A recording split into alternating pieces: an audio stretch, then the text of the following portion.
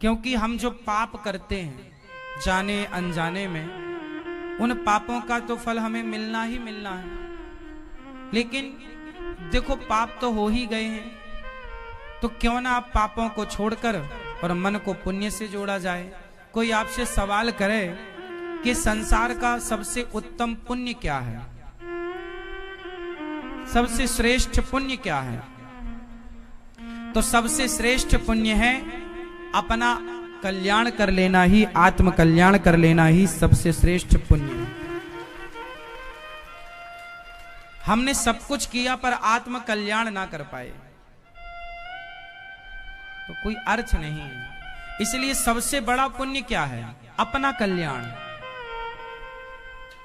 और इससे भी श्रेष्ठ यदि और कहें तो अपने साथ साथ औरों का भी कल्याण। और ये कैसे संभव है? श्रीमद् भागवत से। तो जो भागवत आप पोथी पाठ कराते हैं अपने पूर्वजों के लिए, अपने लिए, तो मुझे लगता है कि आप अपने ऊपर बहुत बड़ा उपकार करते हैं भागवत करा के। क्योंकि भागवत सुनने के बाद व्यक्ति के मोक्ष की गारंटी भगवान की है।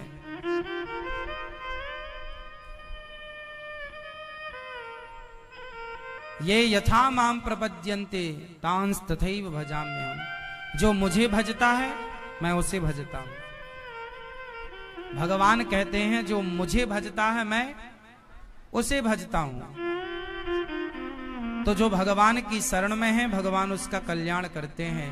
तो इस संसार का सबसे बड़ा पुण्य है आत्म कल्याण, अपना कल्याण। पहले अपना कल्याण कर लो, फिर दूसरों का कल्याण करना।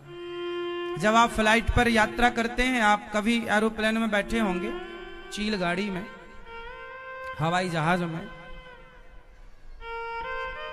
तो वहां जब आप सीट पर जाकर बैठते हैं तो एक अनाउंस होता है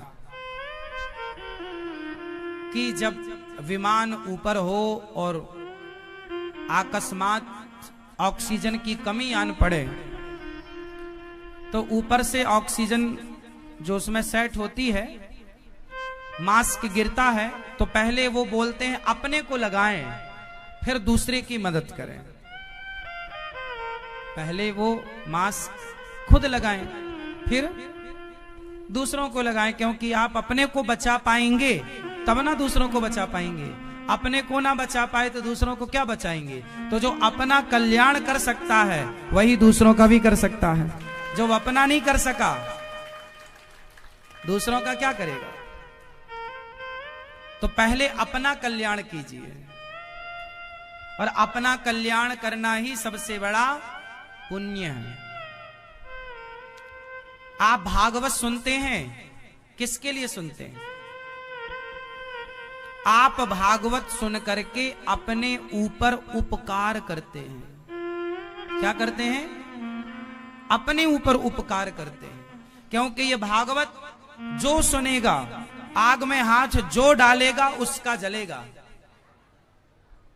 आग में हाथ जो डालेगा उसका हाथ, जहर जो खाएगा वो मरेगा, भागवत जो सुनेगा वही तरेगा। तो ये अपने ऊपर उपकार है। बेटा सुने तो बेटा तरे, बेटी सुने तो बेटी तरे, मां सुने तो मां तरे, पिता सुने तो पिता तरे, जो सुनेगा। इसलिए कहता हूं भागवत सुना करो। भागवत सुनने वाला किसी पर उपकार नहीं, खुद पर करता है।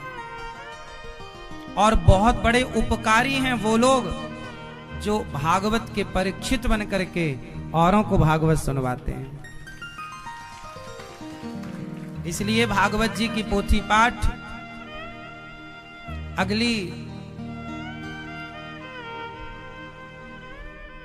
12 अप्रैल से भागवत जी की पोथी पाठ हैं। आप भी अपने पितरों के लिए, पूर्वजों के लिए भागवत जी का पाठ बिठाना चाहें तो बिठा सकते हैं।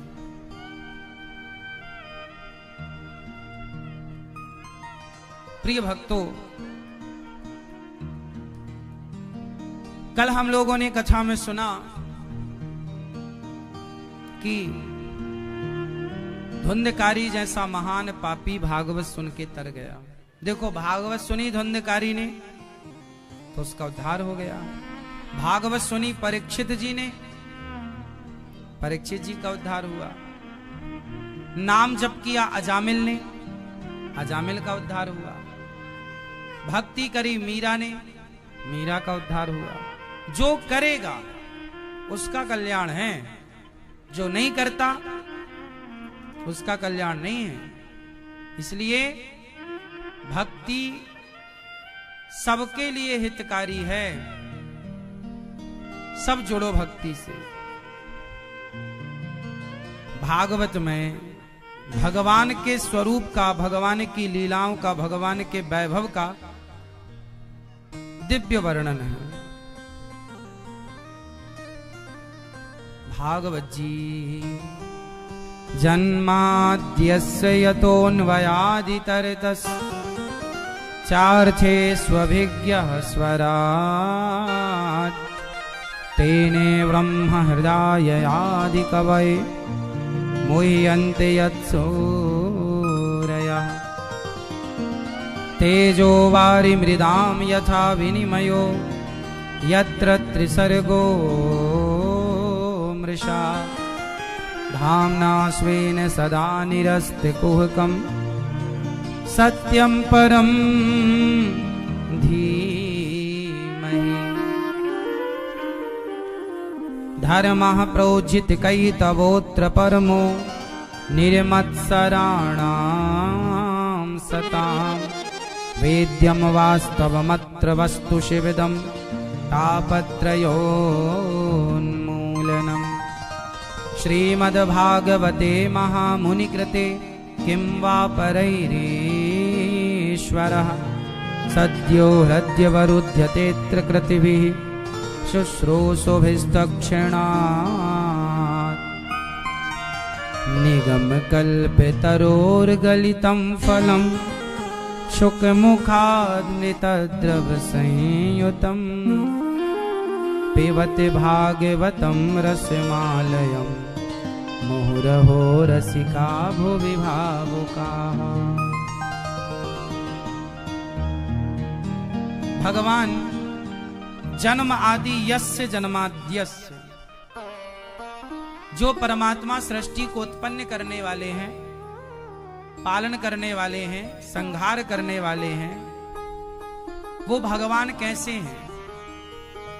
स्वानैव राजतीति स्वराट, जिन्हें किसी से प्रकाश लेने की। अच्छा, आपने कभी सोचा कि भगवान ने ये संसार बनाया तो कहां से लाए होंगे ये सब चीजें?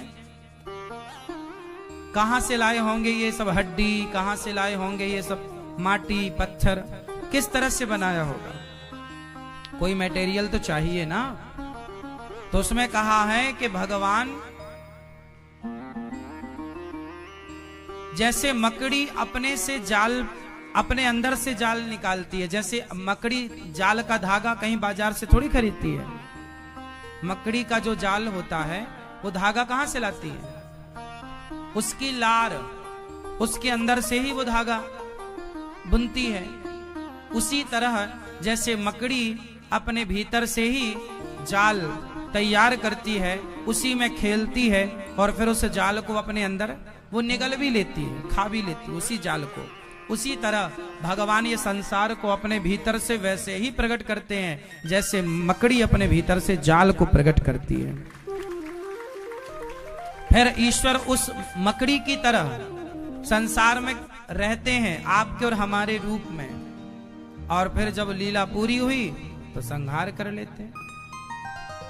भगवान प्रकाशवान है, उन्हें किसी से प्रकाश लेने की, सलाह लेने की जरूरत नहीं पड़ती। सूर्य चंद्रमा भी भगवान से ही प्रकाशित होते हैं। चार्थेष्वभिज्ञः, जो भगवान सब कुछ जानते हैं। जिन पर मुह्यन्त यत्सूरयः, बड़े बड़े यत्सूरी ब्रह्मा, माता सती मोहित हो गई, ब्रह्मा जी मोहित हो गए, देवराज इंद्र मोहित हो गए। जिन्हें सती ब्रह्मा इंद्र ना समझ पाए, उन्हें भला तुच्छ बुद्धि से हम और आप क्या समझ पाएंगे?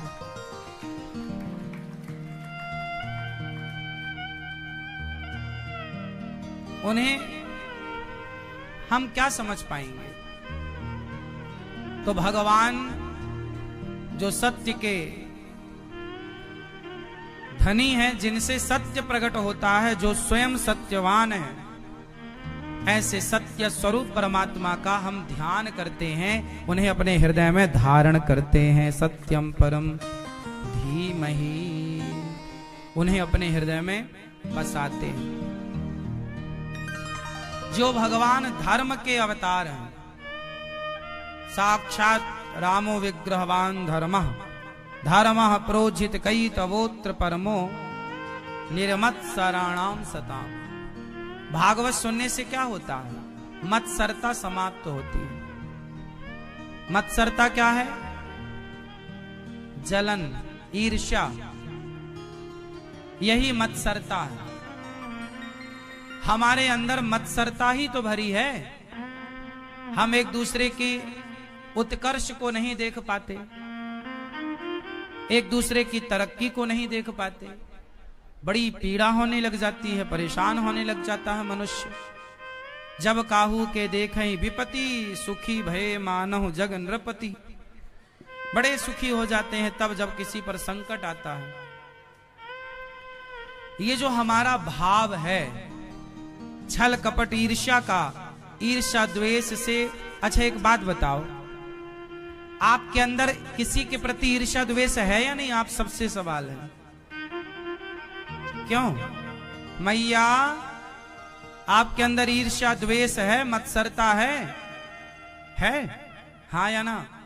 आपके अंदर है? आपके अंदर बोलो हाँ या ना? है? आपके अंदर ईर्ष्या द्वेष है? आप भैया आपसे पूछ रहे हैं, हाँ है?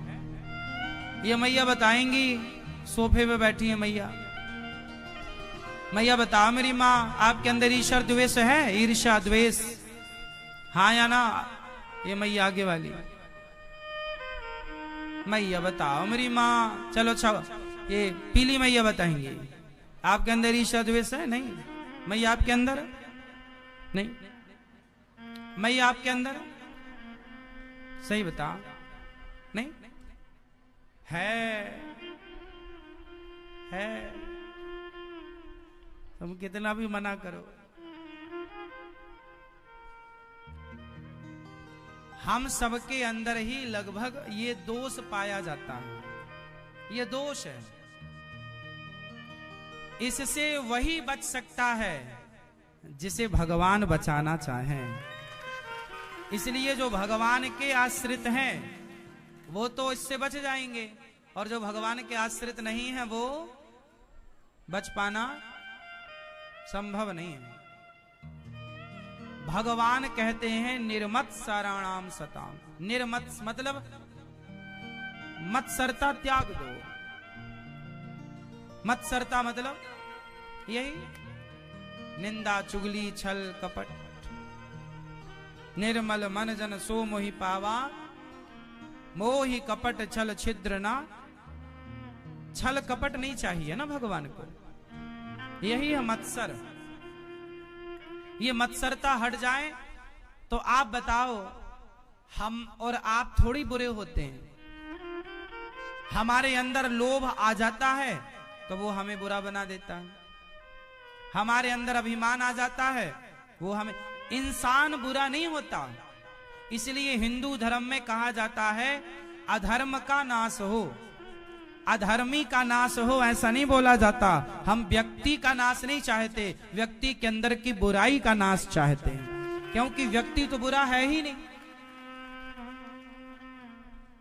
व्यक्ति बुरा नहीं है, व्यक्ति के भीतर की बुराइयां बुरी हैं। यदि आपके अंदर की बुराइयां हट जाएं तो आप थोड़ी बुरे हैं। क्यों जी? इसलिए कोशिश करो कि आपके अंदर कोई बुराई ना आने पावे। और ये कैसे संभव है? ये संभव तब है जब आप अपने सारे दरवाजे बंद कर लें। कैसे? जब तूफान उठता है तो आप अपने घर के दरवाजे खोल देते हैं या बंद कर देते हैं? बोलो। और जब तूफान शांत हो जाता है, हल्की हल्की ठंडी ठंडी हवा आने लगती है, तो आप अपने घर के खिड़की दरवाजे बंद कर देते हैं या खोल देते हैं? तो खिड़की दरवाजे बंद भी होते हैं और खोलते भी हैं। तो हमारी आंख खिड़की है, हमारे कान खिड़की दरवाजे हैं। ये दरवाजा है, खिड़की कहो दरवाजा कहो। आंखें वहां बंद कर लेनी चाहिए जहां तूफान उठ रहा हो, कान वहां बंद कर लेना चाहिए जहां तूफान उठ रहा हो, और आंख कान वहां खोल लेना चाहिए जहां शीतल मंद सुगंध हवा आ रही हो। अब ये कहां बंद करें कहां खोलें, ये विषय जरा समझो।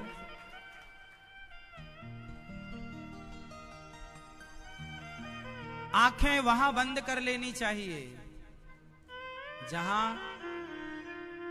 अधर्म हो रहा हो, अधर्म को नहीं देखना चाहिए, या तो फिर उसे रोको। यदि ना रुके आपके रोके तो वहां रुको मत, देखो मत। यही तो है ना, बुरा मत देखो। बंद कर लो अपनी खिड़की दरवाजे, क्योंकि तूफान उठ रहा है। तूफान कौन सा? अधर्म का तूफान सामने है। तो बंद कर लो तुरंत अपने कान, ना सुनो गलत शब्द, ना देखो गलत चित्र, ना बोलो गलत बात, और वहां आंखें खोल कर देखो जहां भगवान का दर्शन हो। बिहारी जी जाओ तो आंखें बंद मत करो, वहां आंखें खोलो, देखो जी भर के। लेकिन आप उल्टे हैं, पैदे ही उल्टे हुए हैं। किसी के घर में जरा सा दरवाजा में इतना सा सुराख होना, तो आदमी आंख लगा के देखता है ऐसे, क्या हो रहा है अंदर। ऐसे सब देखना चाहता, उनकी पर्सनल जिंदगी में इंटरफेयर करना चाहता है। हाँ या ना? आपने देखा होगा किसी के घर का दरवाजा हल्का, कमरे का दरवाजा हल्का खुला रह जाए और बाहर से कोई निकले तो वो भले गिर जाए, दांत टूट जाए, पर वो सीधा नहीं देखेगा, देखेगा तुम्हारे खुले दरवाजे को, है ना? यहां तो घूर घूर के देखता है, और मंदिर जाएगा तो आंखें बंद करके खड़ा हो जाएगा। मूसर है।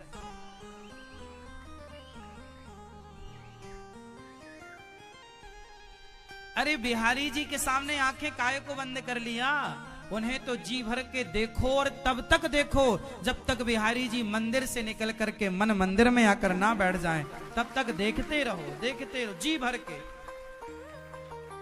बिहारी जी के प्रत्येक अंग को, श्री रंगनाथ भगवान को जी भर के देखो, जरा सी देर के लिए तो वहां दर्शन मिलता है। तिरुपति बालाजी को, वेंकटेश भगवान को जी भर के देख लो, क्योंकि वहां 5 सेकंड से भी कम समय के लिए हम वहां जाते हैं, अब बाहर हो जाते हैं। अब उन 5 सेकंड में आंखें बंद करेंगे क्या? आंखें बंद करनी थी तो घर पे बैठ के कर लेते। हाँ या ना? जहां दर्शन ही 2 सेकंड का हो, वहां आंखें बंद करनी है या खोलनी है? जोर से। तो आजकल के लोग तो भगवान के सामने गए, बस आंखें बंद, और पड़ोसन को देखना हो तो घूर घूर के देखेंगे। जबकि आंखें बंद तब करो जब सामने कोई पर स्त्री हो, पर पुरुष हो, तो आंखें बंद कर लो।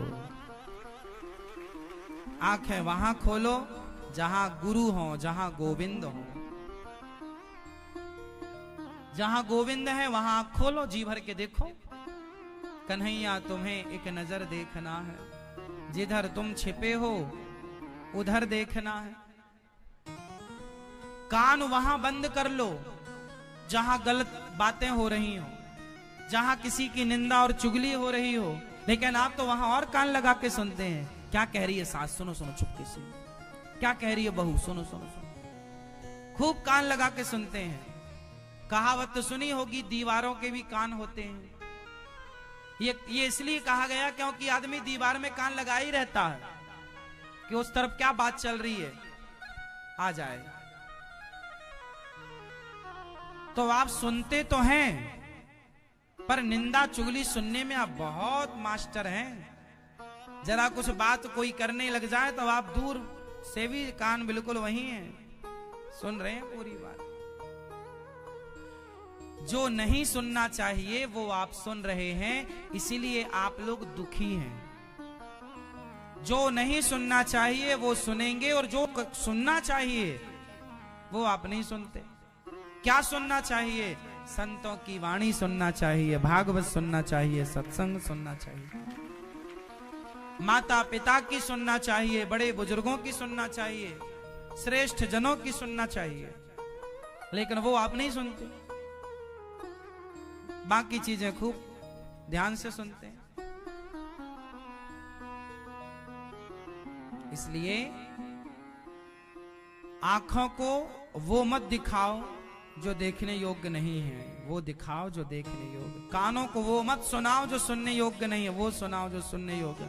और वो मत बोलो जो बोलने योग्य नहीं है, वो बोलो जो बोलने योग्य है। समाज में, संसार में कुछ चीजें देखने योग्य नहीं है, तो कुछ चीजें सुनने योग्य नहीं है, तो कुछ चीजें, कुछ शब्द बोलने योग्य नहीं। अब ये कैसे पता लगेगा कि क्या सुने, क्या देखें, क्या बोलें? इसके लिए सत्संग करना पड़ेगा, तो प्रॉपर पता लगेगा कि क्या देखना है, क्या सुनना है और क्या बोलना है। श्रवणम, कथा श्रवण करो। कीर्तनम, भगवान का कीर्तन। मन से स्मरणम, भगवान का स्मरण करो। हाथों से पाद सेवनम, माता पिता के गुरुजनों की चरण सेवा करो। अर्चनम, इन हाथों से ठाकुर जी के चरणों में तुलसी से अर्चन करो। अर्चनम, वंदनम, हाथ जोड़ के वंदना करो। प्रभु हम आपके दास हैं, हे प्रभु हम जैसे हैं आपके हैं, स्वीकार कीजिए। वंदनम। दास्यम, हे प्रभु हम आपकी दासी हैं, हम आपके दास हैं, ये भाव। सख्य, सख्य मीन्स हम आपके सेवक हैं, सखा तुल्य, सेवक दास। आत्मनिवेदनम, समर्पण, हे प्रभु हम आपके। भगवान ने 24 अवतार धारण किए हैं। नारायण, नारद, हरि, कपिल देव, श्री राम, हंस, हयग्रीव, मोहिनी, दत्तात्रेय, सुखधाम, नरसिंह, वामन, व्यास जी, ऋषभ देव, कौमार, यज्ञ पुरुष, धनवंतरी, बुद्ध कल की अवतार, पृथु राजा, बारह पुनि, कृष्ण चंद्र भगवान, परशुराम, मत्स्य, कमठ, पद्म, पुराण प्रमाण। 24 अवतार में प्रत्येक अवतार भगवान का किसी न किसी उद्देश्य, किसी न किसी हेतु से हुआ है। भगवान इस संसार में अवतार, कल मेरे से एक प्रश्नोत्तरी में एक बालक पूछ रहा था कि भगवान का अवतार थोड़ी होता है, तो मैंने कहा कि राम और कृष्ण कौन हैं? वो बोला कि ये भगवान नहीं, ये तो महापुरुष हैं। ये कल की प्रश्नोत्तरी में एक बालक ने सवाल किया। कितनी बार मैंने इन सवालों का उत्तर दिया है, कितनी बार शास्त्रों ने इनके बारे में, फिर भी ये अज्ञान है कि मिटता नहीं। जस का तस खड़ा है अज्ञान। कितना भी ज्ञान की चर्चा कर लेने के बाद भी अज्ञान नहीं मिट रहा।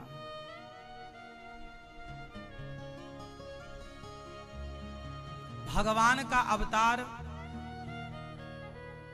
क्यों होता है?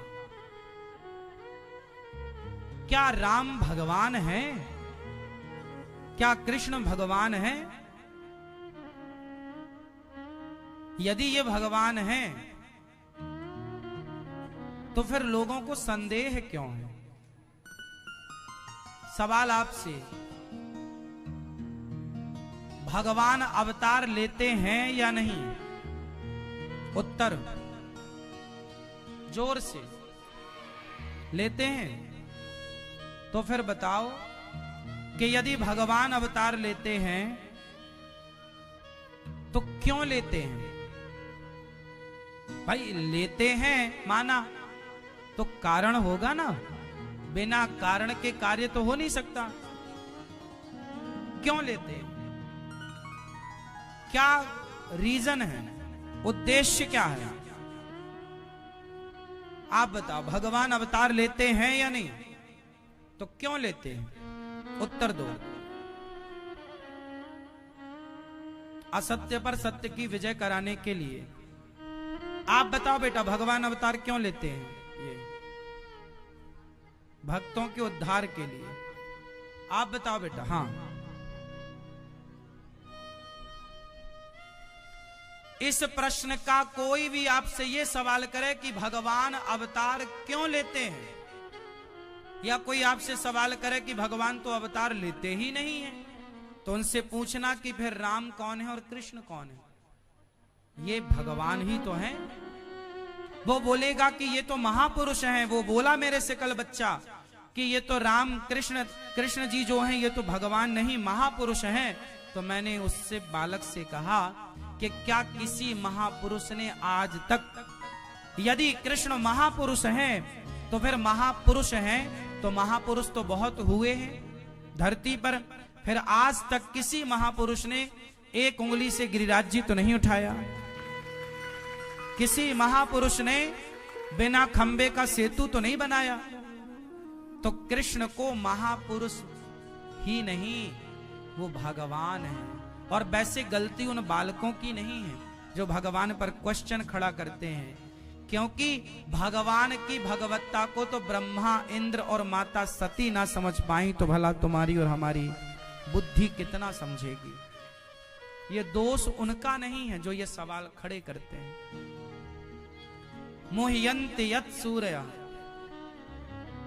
बड़े बड़े यत्सूरी ज्ञानी ध्यानी विद्वान मोहित हो गए, तो भला हम और आप कितने समझदार हैं। तो भगवान अवतार क्यों लेते हैं, इस प्रश्न के उत्तर में आप सबको एक श्लोक याद कर लेना चाहिए। मेरे संग बोलो,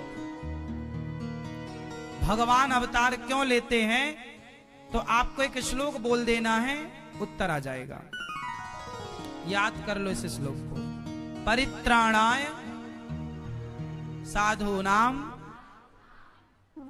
परित्राणाय, अरे भैया परित्राणाय बोलो ना, साधूनां विनाशाय च दुष्कृतां धर्म संस्थापनार्थाय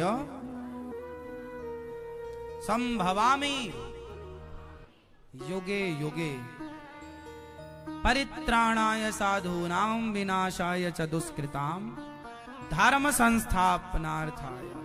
इस संसार में हम जैसे पापियों की रक्षण के लिए और धर्म की स्थापना के लिए, साधु संत ब्राह्मण गौ की रक्षा के लिए भगवान इस धर्म संसार में युगे युगे कभी कभी किसी किसी युग में अवतरित होते हैं। हर युग में भगवान नहीं आते, याद रखिएगा।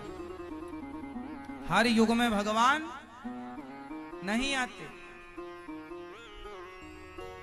किसी किसी युग में, जैसे ये कौन सा युग चल रहा है, कलयुग।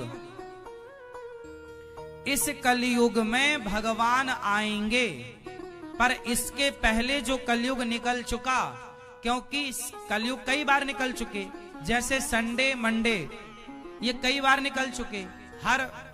हर एक माह में 4 संडे होते हैं लगभग, कभी कभी 5 मान लो आप, क्यों जी? तो हर महीने में 4 बार संडे आता है, क्यों जी?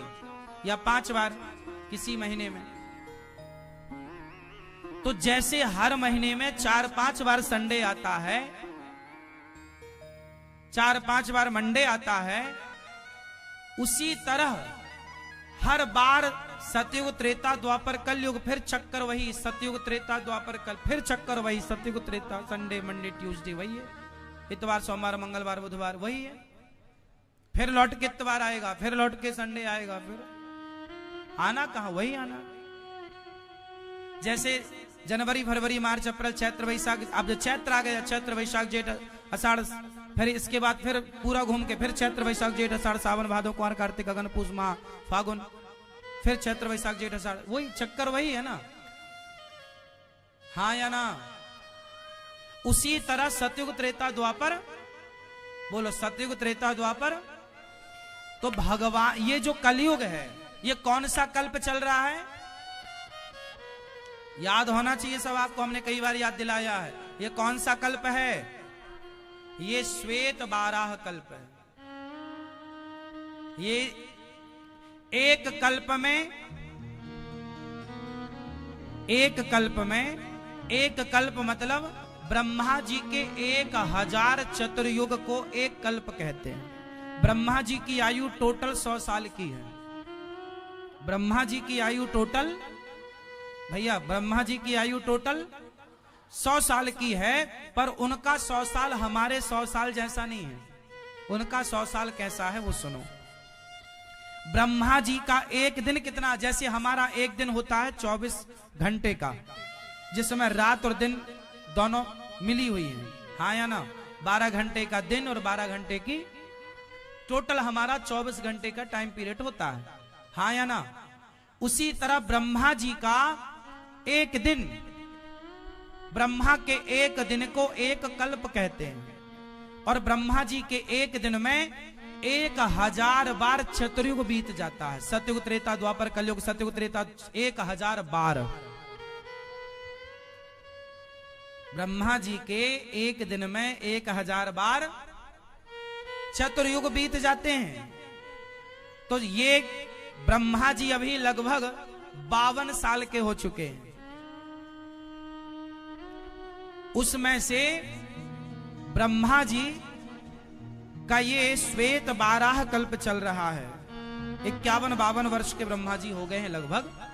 ये श्वेत 12 कल्प चल रहा है और उस कल्प का वैवस्वत मनवंतर चल रहा है। एक मनवंतर 73 चतुर्युग का होता है, 14 मनवंतर होते हैं। ब्रह्मा के एक दिन में एक कल्प में 14 मनवंतर होते हैं और 73 चतुर्युग का एक मनवंतर होता है। समझ में आ रही है बात? तो ये कौन सा मनवंतर चल रहा है? वैवस्वत मनवंतर चल रहा है। इस वैवस्वत मनवंतर में भी 73 बार चतुर्युग घूमना है, जिसमें अभी ये वैवस्वत मनवंतर का 28वां कलयुग चल रहा है। ये वैवस्वत देखिए, हम भारतीयों की गणित ये ऑन रिकॉर्ड है, पंचांग में सब लिखा होता है। जिस दिन से सृष्टि का निर्माण हुआ, लाखों करोड़ों साल पुराना इतिहास किसी के पास मौजूद है सृष्टि का, तो सनातनियों के पास है। तुम तो साइंस केवल मोहनजोदड़ो हड़प्पा संस्कृति को ही जानती है, जो कि ये साक्ष्य 2000 साल पुराने, अधिक से अधिक 1800 साल, अधिक से अधिक 2000 साल पुराना। पर हमारा इतिहास देखिए।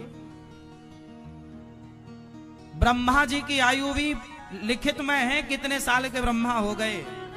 और ब्रह्मा 100 साल के होने के बाद ब्रह्मा बदल जाएंगे, क्योंकि ब्रह्मा किसी का नाम नहीं है, ब्रह्मा एक पदवी है। जैसे प्रधानमंत्री नाम नहीं होता किसी का, पदवी है, जो बैठेगा वो प्रधानमंत्री कहलाएगा। 100 साल के बाद हनुमान जी ब्रह्मा जी बनेंगे। और ब्रह्मा जी के एक दिन में 14 इंद्र बदल जाते हैं।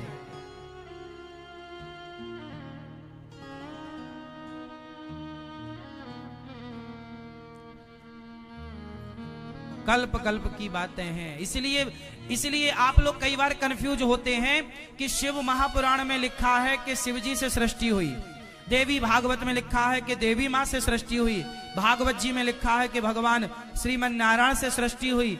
अब आप कंफ्यूज हो गए। विष्णु पुराण में लिखा है विष्णु जी से सृष्टि हुई, फलाने पुराण में लिखा है कि उनसे सृष्टि हुई। अब आप कंफ्यूज हो गए कि भाई क्या सही है।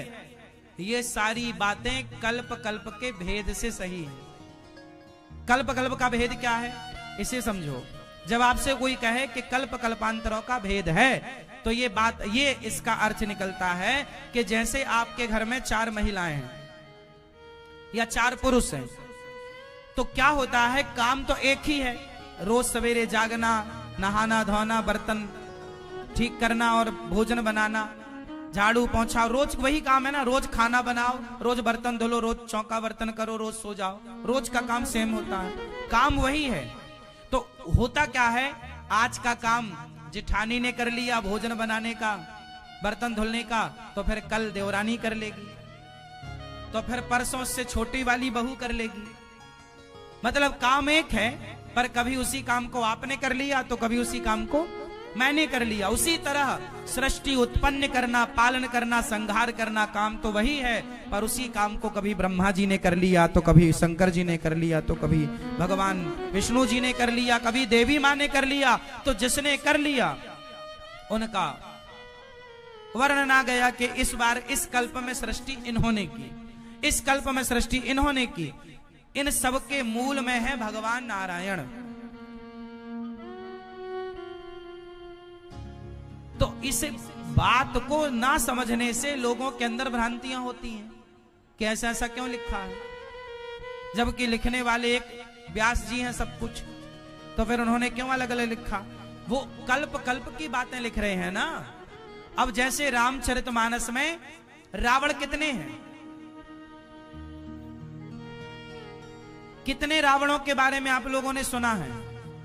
हाँ, कितने? 10। कौन कौन? रावण के 10 मुख हैं। ये देखो, कल्प कल्प की बातें मैं आपको सुनाऊंगा। कितने रावणों के बारे में आप लोग जानते हैं?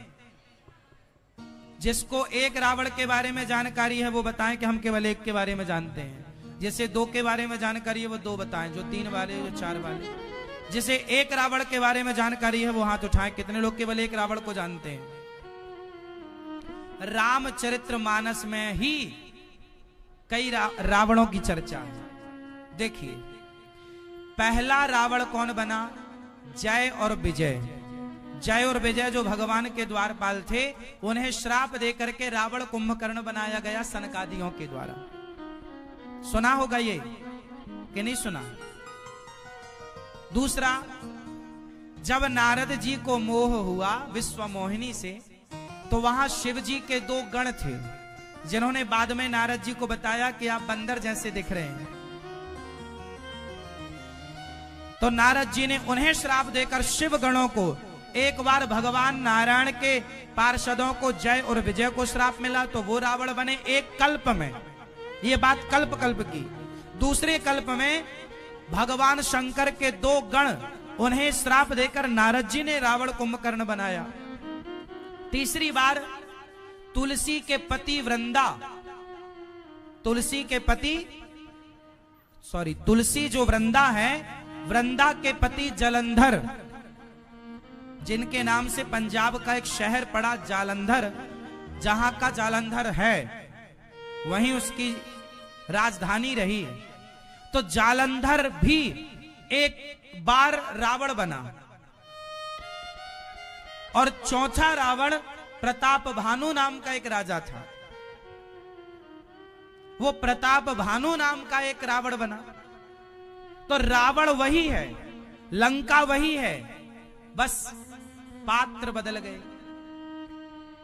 रावण भी नाम नहीं है किसी का, रावण भी एक पदवी है। जो उस लंका सिंहासन पर जाकर बैठ जाएगा, जो उस प्रकार के भगवान की लीला में वो सहयोग करेगा, वो रावण कहलाएगा, चाहे वो प्रताप भानु हो, जलंधर हो या जय विजय हो। तो भगवान ने रामलीला तो सेम है, पर रामलीला में सीता का अभिनय करने वाली बदल गई। तो आपके गांव में जो रामलीला होती है, पिछले साल रामलीला हुई थी तो राम अलग बने थे, इस साल रामलीला हुई तो राम अलग बने। भाई रामायण तो सेम थी, लीला तो सेम थी, पर पात्र बदल गए थे। बोलो हाँ। उसी तरह अनेक कल्प में, क्योंकि लिखा क्या, संभवामी युगे युगे, तो हर युग में राम थोड़ी आते हैं। किसी त्रेता में, जैसे वैवस्वत मनवंतर के इस त्रेता में, जो त्रेता बीता है अभी, इस त्रेता में अब आप प्रश्न करो कि जय और विजय रावण बने, कुंभकर्ण बने, शिवगण रावण कुंभकर्ण बने, जलंधर रावण बना, और चौथे प्रताप भानु रावण बना। इन 4 रावण में कौन से रावण की कथा हम लोग रामचरितमानस में पढ़ते हैं? वो कौन सा रावण था जिस रावण के बारे में हम लोग जानते हैं? वो कौन सा रावण है जिस रावण के पुतले आज तक जलाए जाते हैं? इन 4 रावणों में आपको चयन करना है। आप किस रावण के बारे में पढ़ते हैं? हाँ, रामचरितमानस में जो रावण का जिक्र है वो इन 4 रावणों में कौन सा रावण है? क्योंकि फर्स्ट बालकांड में ही ये 4 रावणों की चर्चा तुलसीदास जी ने लिख दी, और लंका कांड तक जाते जाते अब ये कंफर्म करना कि लंका कांड में जो रावण है ये कौन सा रावण है इन 4 में से? पता है आप लोगों को? नहीं।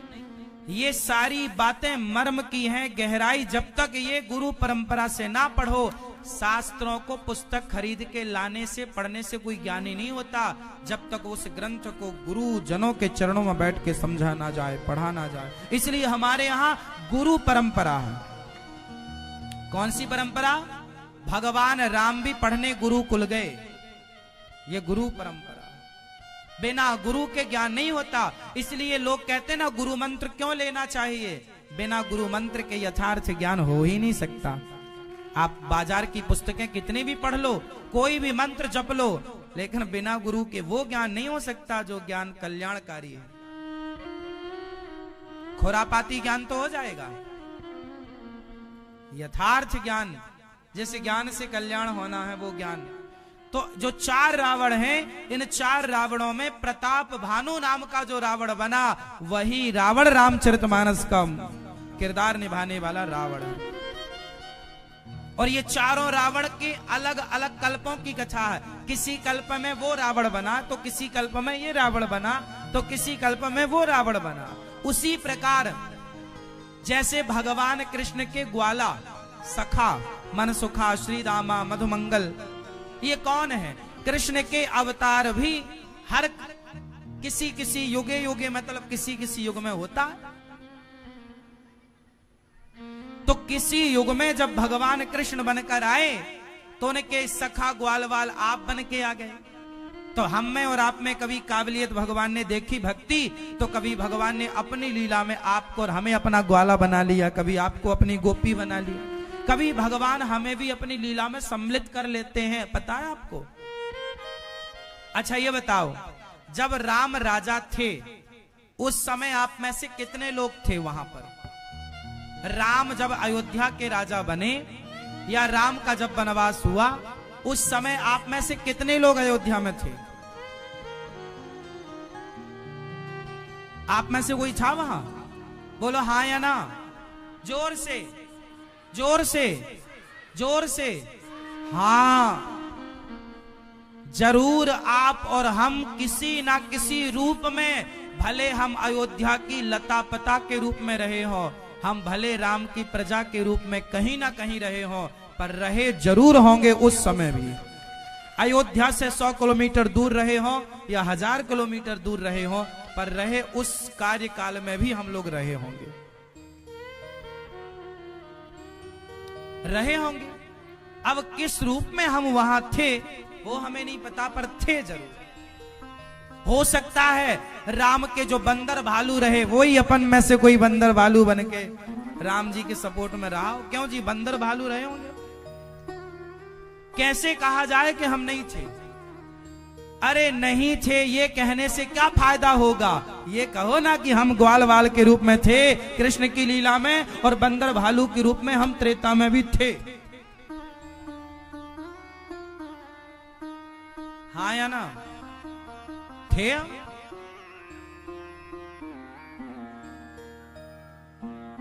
तो भगवान इस संसार में अवतार क्यों लेते हैं? धर्म की स्थापना के लिए। कभी कभी आते हैं, किसी किसी युग में, किसी किसी कल्प में। 24 अवतार लिए भगवान ने। एक दिन व्यास जी महाराज 17 पुराण लिखने के बाद उदास बैठे। नारद जी ने कहा क्या हुआ? कहा हमने 17 पुराण लिखे हैं पर कहीं शांति नहीं मिल रही है। तब नारद जी ने कहा नैष्कर्म्यप्यच्युत भाव वर्जितम न शोभते ज्ञानमलं निरंजनम कुतः पुनः शाश्वत भद्रमीश्वरे न चार्पितं कर्म यदप्यकारणम्।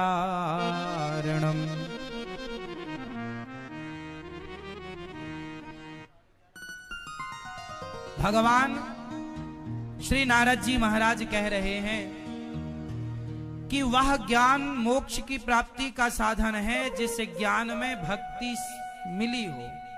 यदि भक्ति रहित ज्ञान है आपका और हमारा तो उस ज्ञान की कोई कीमत।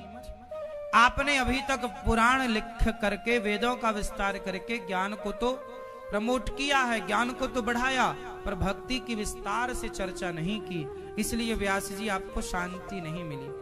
तब नारद जी से व्यास जी ने पूछा किस तरह हम भक्ति की बात कहें।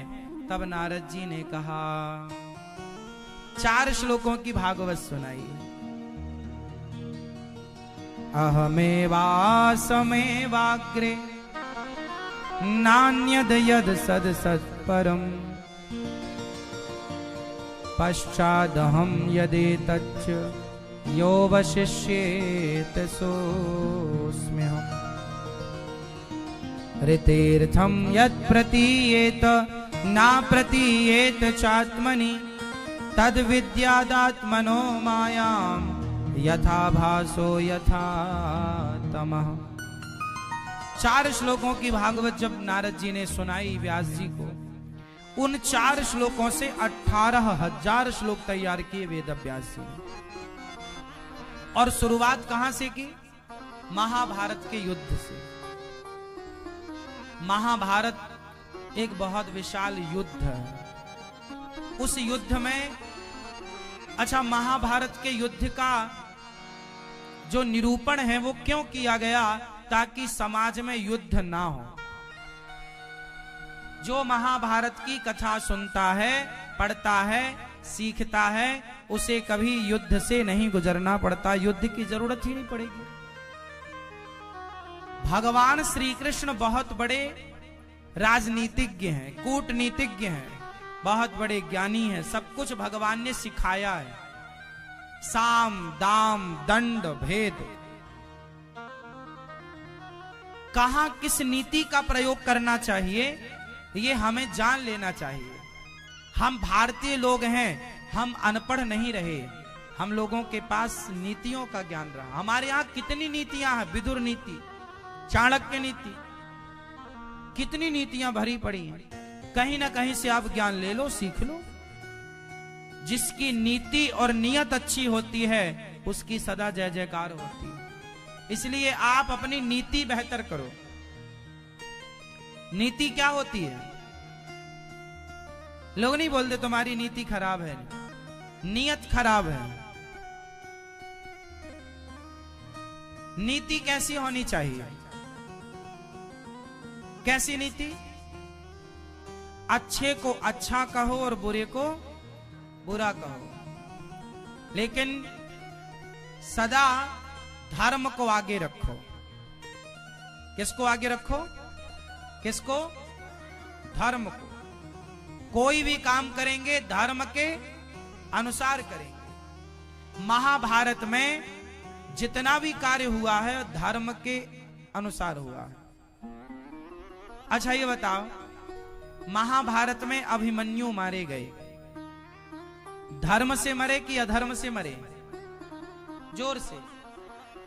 अभिमन्यु को किस किसने मारा था? कौरवों ने। उस समय वहां पर शकुनी भी थे, दुर्योधन भी था, दुशासन भी, और कर्ण भी थे, गुरु द्रोणाचार्य भी थे, अश्वत्थामा भी थे। एक से बढ़कर एक योद्धा वहां थे और सबने मिलकर के किसको मार दिया? अभिमन्यु को। अब बताइए, जबकि नियम क्या था कि एक योद्धा से एक योद्धा ही युद्ध करेगा।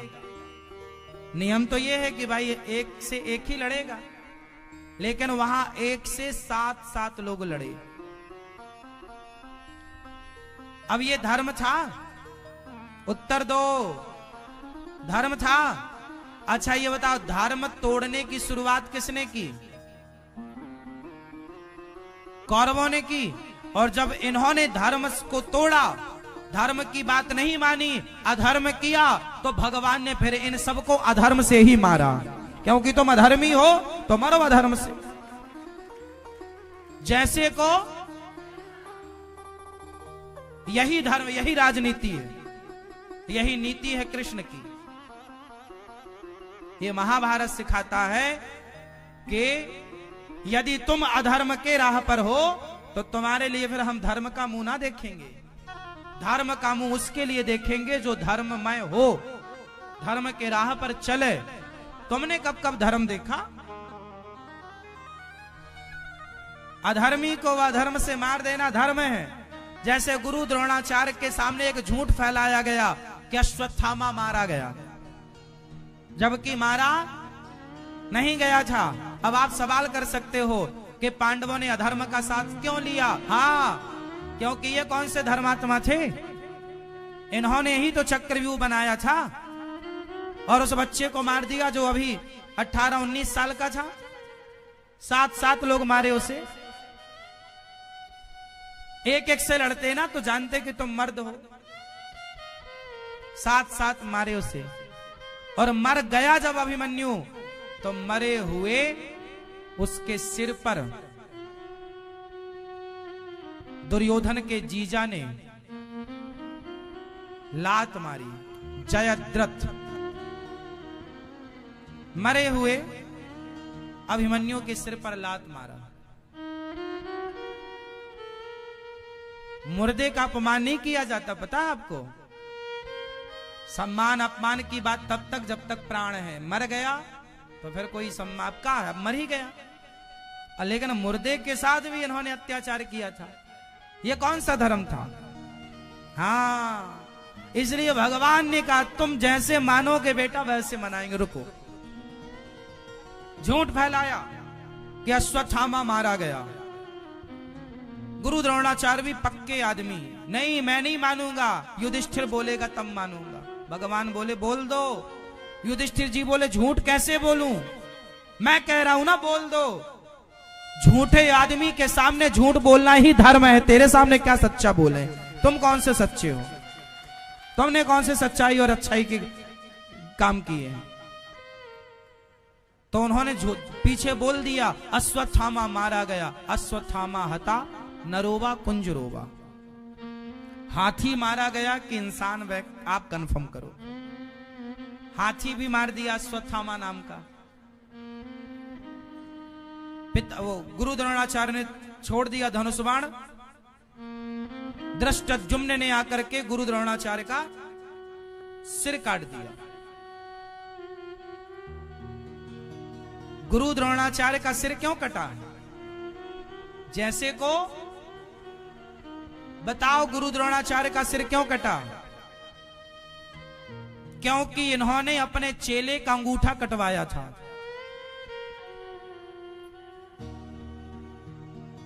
चेले का क्या कटवाया था? एकलव्य का। क्योंकि एकलव्य ज्यादा योग्य हो गया।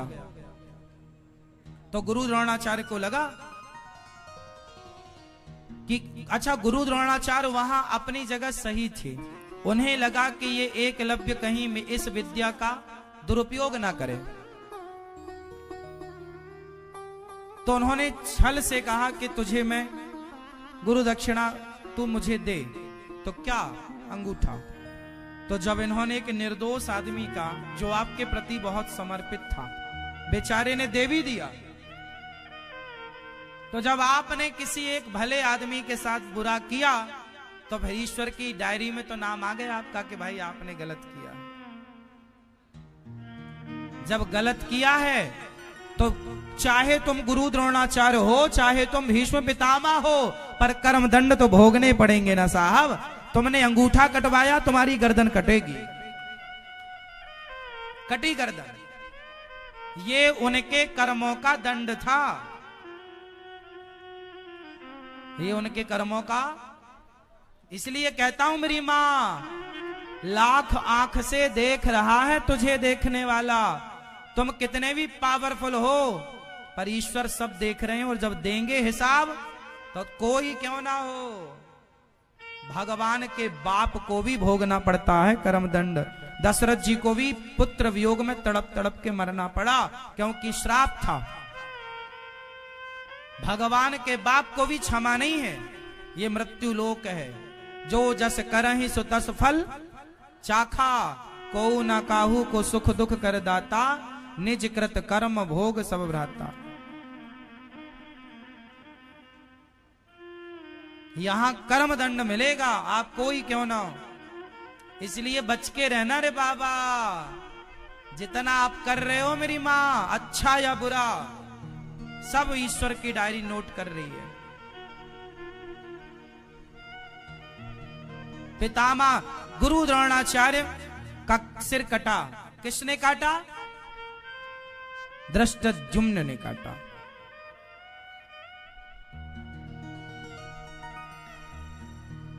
अश्वत्थामा के पिता गुरु द्रोणाचार्य मारे गए, अधर्म किया था ना। अब देखिएगा कृष्ण की नीति। जब भीम और दुर्योधन का युद्ध हुआ अंतिम, तो कौन जीता था? भीम और दुर्योधन का जब गदा युद्ध हुआ तो कौन जीता? जोर से, कौन? भीम। अच्छा, भीम ने गदा कहां मारी दुर्योधन के? जोर से, कहां? जंघा पर, जांघों में। ये भैया को जगाओ, नींद आ रही है सरकार को। सुनो मैया, नींद आए तो बताना, लोरी सुनाएंगे मस्त।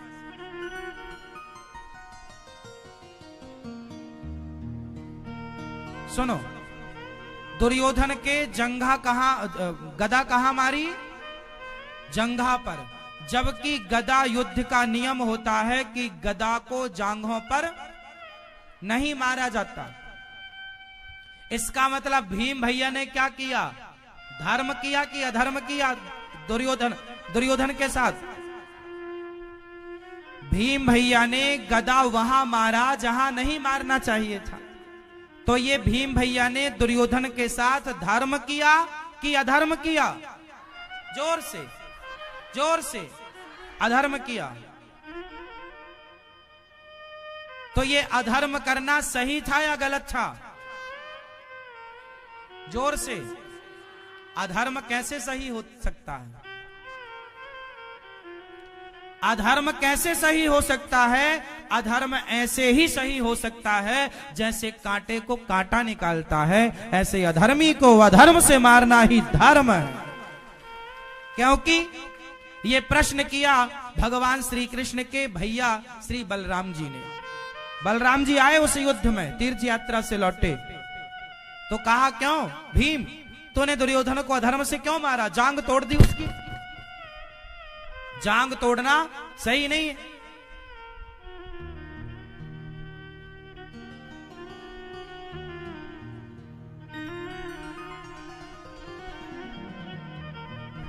जांग तोड़ना सही नहीं है। तुमने क्यों उसकी जांग तोड़ी? भीम मैं तुम्हें मारूंगा। बलराम भैया गुस्से में।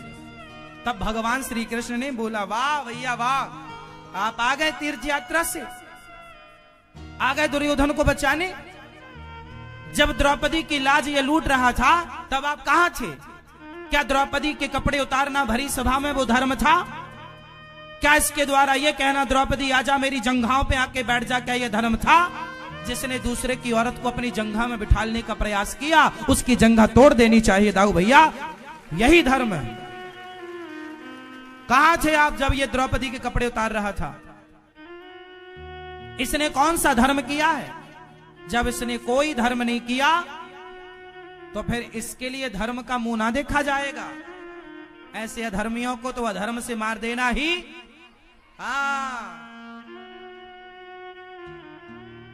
अनुज बधु भगनी सुतनारी सुन सटकन्या सम ऐचारी, इन्हीं को दृष्टि बिलोकय जोई, ताही बधे कछु पाप ना होई। ये रामचरितमानस में राम जी का भी धर्म कुछ ऐसा ही है।